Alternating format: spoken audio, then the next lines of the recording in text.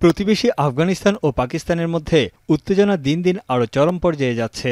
বেশ কয়েকবার যুদ্ধবিরতিতে পৌঁছালেও তা মেনে চলেনি কোনো পক্ষই। ইসলামাবাদের অভিযোগ, নিষিদ্ধ ঘোষিত তেহরিক-ই-তালেবান পাকিস্তান বা টিটিপি আফগানিস্তানের ভূখণ্ড ব্যবহার করে সন্ত্রাসী কর্মকাণ্ড চালিয়ে যাচ্ছে। বারবার অনুরোধ করা সত্ত্বেও এ বিষয়ে কার্যকর কোনো পদক্ষেপ নেয়নি তালেবান সরকার। এদিকে তালেবানের অভিযোগ, সার্বভৌম রাষ্ট্রে বেআইনিভাবে হামলা চালাচ্ছে পাকিস্তান। গেল সোমবার পেশোয়ারে পাকিস্তানের আধা সামরিক বাহিনীর সদর দপ্তরে আত্মঘাতী বোমা হামলা চালায় টিটিপি। এর পরদিনই আফগানিস্তানের খোস্ত প্রদেশে পাকিস্তান হামলা চালিয়ে ৯ শিশুসহ ১০ জনকে হত্যা করে। শুধু তাই নয়, কুনার ও পাকতিকা প্রদেশেও হামলা চালিয়ে যাচ্ছে পাক বাহিনী। তবে পাকিস্তানের দাবি, তাদের সামরিক অভিযান নিয়মতান্ত্রিক উপায়ে চলছে। হামলার লক্ষ্য কেবল জঙ্গিবাদ নির্মূল, বেসামরিক নাগরিক নয়।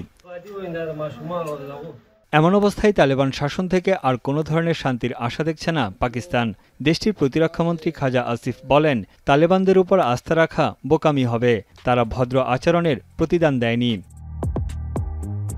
ইসলামাবাদের দাবি, জঙ্গিবাদের বিরুদ্ধে কাবুল লিখিত প্রতিশ্রুতি না দেয়ায় যুদ্ধবিরতির চুক্তি স্থায়ী হচ্ছে না।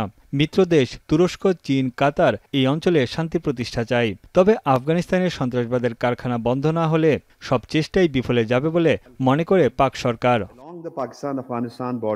এদিকে আফগান তালেবান মুখপাত্র জাবিউল্লাহ মুজাহিদ পাকিস্তানের হামলার তীব্র নিন্দা জানিয়েছেন। এ সময় তিনি বলেন, আফগানিস্তানের আকাশসীমা, ভূখণ্ড ও জনগণকে রক্ষা করা তাদের বৈধ অধিকার। পাকিস্তানের হামলার জবাব সঠিক সময়ে যথাযথভাবে দেয়া হবে বলেও হুঁশিয়ারি জানান তিনি।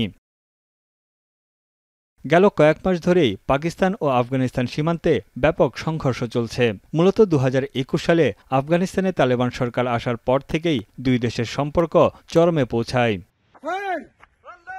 তানভীর জনি, এখন বিশ্ব। ৪ গুণ শক্তিশালী এনজাইম ও অধিক ফেনা সমৃদ্ধ অরিক সিলভার ওয়াশ মাত্র ৭০ টাকায়।